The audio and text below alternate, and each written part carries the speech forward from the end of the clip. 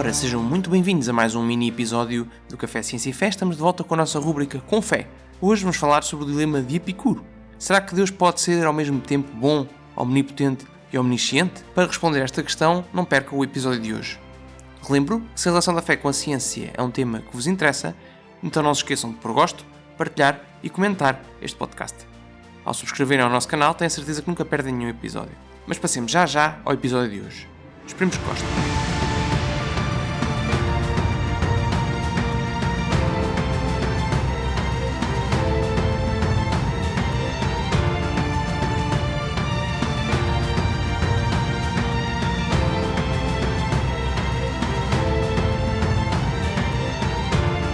Olá a todos, sejam bem-vindos a mais um mini episódio do Café Ciência e Fé. Estamos de volta com a nossa rúbrica Com Fé. Eu sou o Gonçalo Andrade e aqui comigo hoje tenho o Bernardo Mota. Olá, Bernardo. Olá a todos. Bernardo, hoje estamos de volta aqui com um problema que já vem desde há muito tempo, não é? Da Grécia Antiga. Já há um tempinho, desde o século IV, III a.C., sim. Pelo menos. Exato. Portanto, este problema é o chamado dilema de Epicuro. Epicuro. Epicuro. Estes nomes antigos, às vezes uma pessoa troca-se um bocadinho. Ou paradoxo, estas são paradoxo de Epicuro. Exato. Paradoxo, sim, também pode ser, exato. E é uma objeção que se ouve bastante, nem sempre com este nome, não é? Nem sempre com este nome, mas que se ouve bastante. Que diz o seguinte: portanto, Deus não pode ser ao mesmo tempo bom, omnipotente e omnisciente. E porquê? Esses três atributos estariam em tensão, não é? Estariam em contradição entre exato. eles. Não é? Mas porquê é que as pessoas que colocam este paradoxo em cima da mesa acham que ele não pode ser ao mesmo tempo bom, omnipotente e omnisciente? Bom, uma razão muito simples, não é? Nós olhamos à nossa volta e nós vemos que o mal existe. É chato.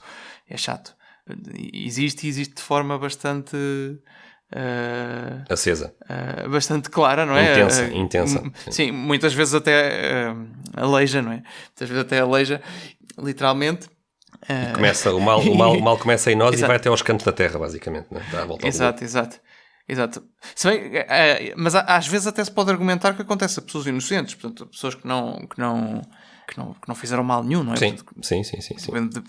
Poderíamos argumentar que não partiria mal daí. Mas... Como em guerras, não é? Que há sempre inocentes que morrem, não é? Que são apanhados no meio de uma guerra. Exato. Então, em que é que isto consiste e porquê é que o problema do mal, que nós não iremos abordar aqui com detalhe hoje, não será hoje. Mas serve de ponto de partida para este dilema, porque é que ele é um problema para o facto de Deus ser bom, omnipotente e omnisciente ao mesmo tempo?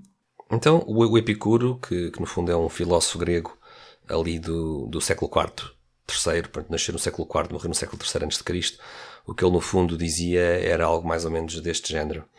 Se Deus realmente quer evitar o mal, mas não evita, porque não pode evitar, então ele não é omnipotente. Portanto, primeira crítica.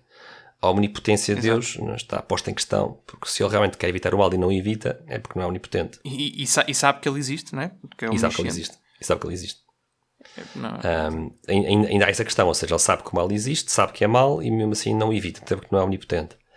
Por outro lado, se Deus for omnipotente e, portanto, pode fazer tudo, inclusive pode evitar o mal, porque é que não evita? Porque é que não quer evitar? Então é porque é um Deus mau, não é um Deus bom. Sim. E aqui porque está é a tensão. Não é? Porque ele sabe... Sim, porque ele sabe o que é o bem e o mal e sabe o que é que está a acontecer e tem forma de evitar o mal e tem poder para evitar o mal, e se continuar a haver o mal é porque Deus é um Deus malévolo, não é um Deus bom. Este é o dilema, o paradoxo de Epicuro.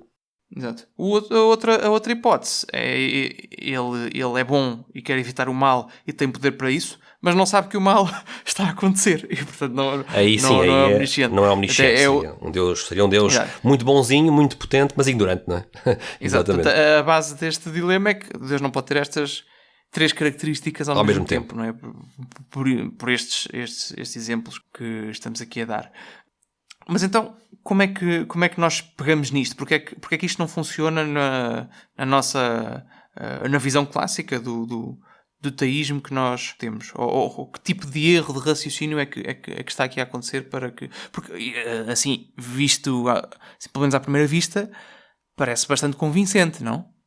Parece, mas sobretudo no século XX, isto aliás já há respostas para este dilema desde sempre, mas sobretudo no século XX, na comunidade académica dos filósofos de ética que estudaram este tipo de problemas, sobretudo os mais ligados à tradição da filosofia analítica, demonstraram que não existe contradição lógica e que é possível defender os conceitos de teísmo saindo de uma contradição lógica. Não quer dizer que não exista a mesma um problema moral, um problema teológico, um problema filosófico, mas a contradição lógica foi endereçada pelos filósofos analíticos do século XX, mas, no entanto, a pessoa comum dos mortais, pode continuar a pensar o mesmo do que está aqui, do que diz o Epicuro, não é? Porque é que realmente está mal, não é? E nós vemos isso no nosso dia-a-dia, não é? Tantos inocentes que morrem em guerras, não é? Porque é que Deus não evita esse mal, não é? Será que Ele não é capaz? Será que Ele não sabe que o mal existe? Ou será que Ele não quer, porque Ele é mau?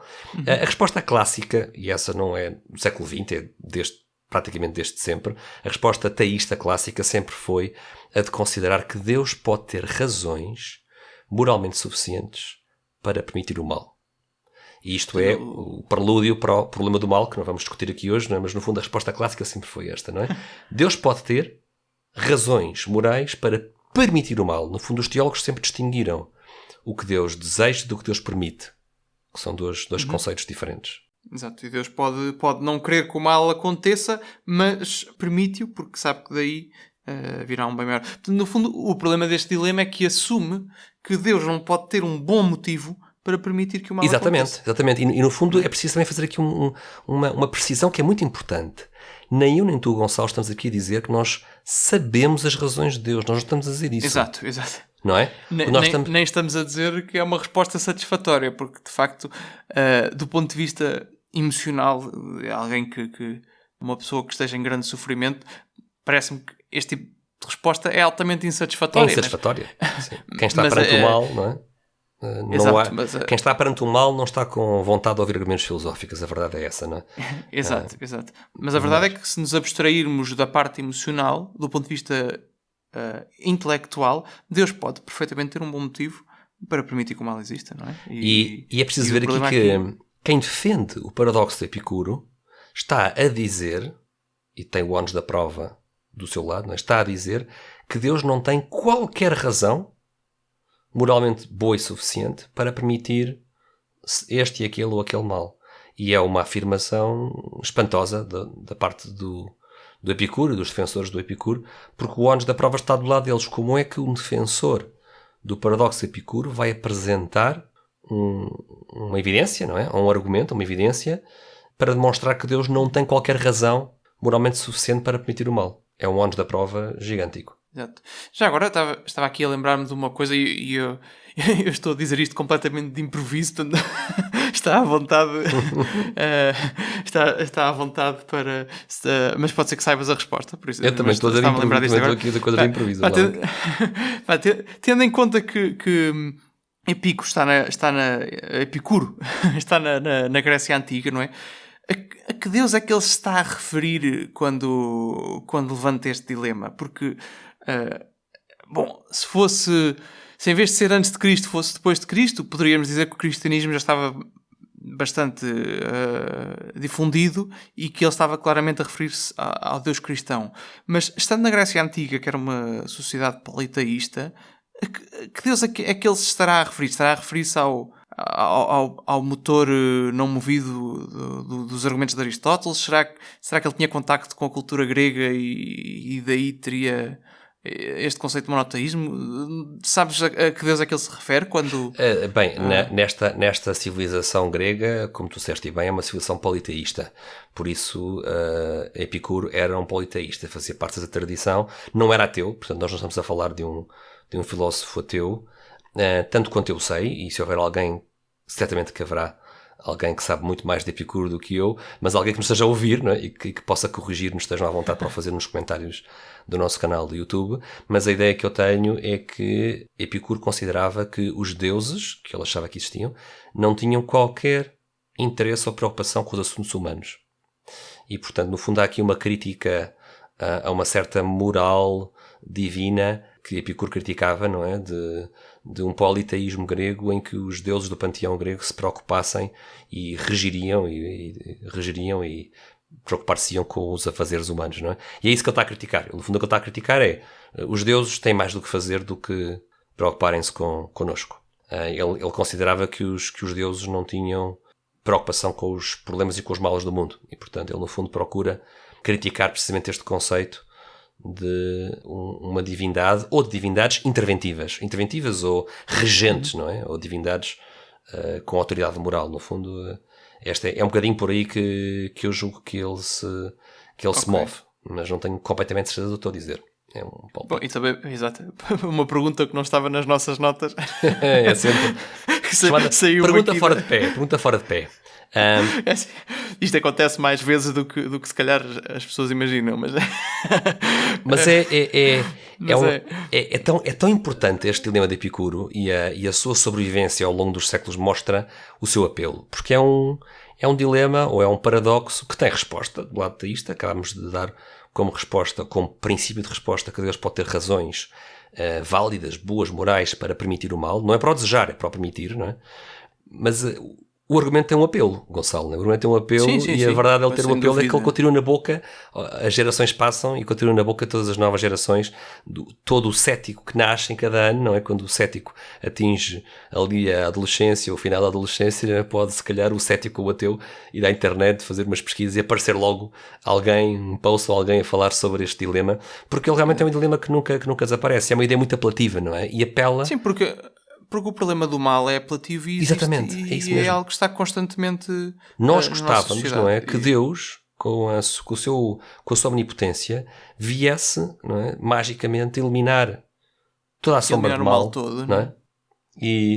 E pronto, e naturalmente que tratando o tema do mal, como iremos tratar numa outra altura com mais detalhe, mas podemos deixar aqui algumas pistas nesse sentido. As pistas poderão passar desde o mal que se deve ao livre-arbítrio, não é? Deus cria o ser humano com liberdade e por isso é de esperar que haja decisões más de uma criatura livre, não é?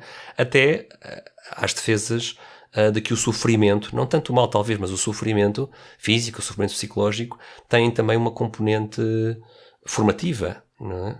Formativa, pedagógica, e nós, quem tem filhos em casa, percebe que por vezes é preciso que uma criança sofra as pequenas consequências de uma asneira que fez para daí aprender uma lição, por exemplo, não é? Aliás, mesmo a nossa biologia é assim, Gonçalo, a nossa biologia é assim. Porque é que nós nos queimamos quando pomos a mão num tacho sem usarmos uma pega? Porque sabemos que temos que fugir. Os nossos os sensores da epiderme estão ligados ao sistema nervoso, o sistema nervoso vai até a epiderme para precisamente garantir que nós não vamos danificar o nosso corpo expondo demasiado tempo a uma fonte quente que destruiria os nossos tecidos, não é? Portanto, a dor biológica até tem uma função protetora evidente, não é? Evidente.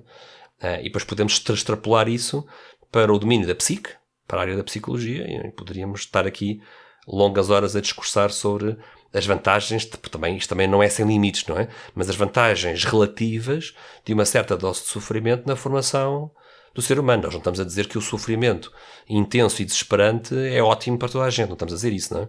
Mas estamos a dizer é que é possível, num conjunto de argumentos, para justificar as razões que Deus poderá ter para permitir o mal, podem estar não só argumentos de livre-arbítrio, mas também argumentos da utilidade relativa do sofrimento como parte da existência humana. E há outras formas de pegar neste tema, mas não vamos entrar por aí hoje.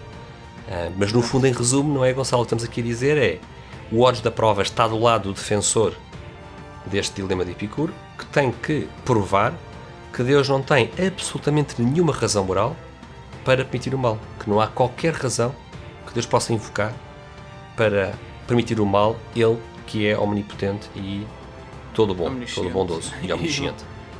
Exato. E pronto, se calhar ficamos por aqui. É melhor porque, para não sair fora de pé. Já saímos demasiado fora de pé. Mini episódio do... Exato. Esperamos que tenham gostado deste nosso mini episódio sobre o dilema de Epicuro. Epicuro. Exato. Não sei porque eu sempre tive a ideia que era Epicuro. E pronto, o Café Ciência e Fé volta em breve com novos temas, sempre a mostrar a harmonia entre a fé e a razão. Obrigado, Bernardo, por este bocadinho. Obrigado, Gonçalo. Obrigado a todos os que nos ouvem, e fiquem com esta ideia de que usemos o nosso livre-arbítrio para reduzir o mal do mundo e não para aumentá-lo. Acho que isso é mais importante do que o paradoxo em si mesmo. É a parte que nos compete. Então, obrigado, até à Bernardo, próxima, um abraço. E até à próxima. Um abraço.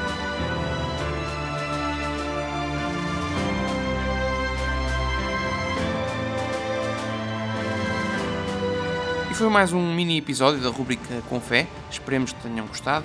Voltamos a responder a mais uma objeção contra a existência de Deus, como fazemos habitualmente nesta rubrica. E não se esqueçam, se gostaram deste episódio e se têm outras questões semelhantes, podem enviá-las para o nosso e-mail ou colocá-las através das caixas de comentários do YouTube. Nós teremos todo o gosto em responder, assim que nos for possível, em episódios semelhantes a este.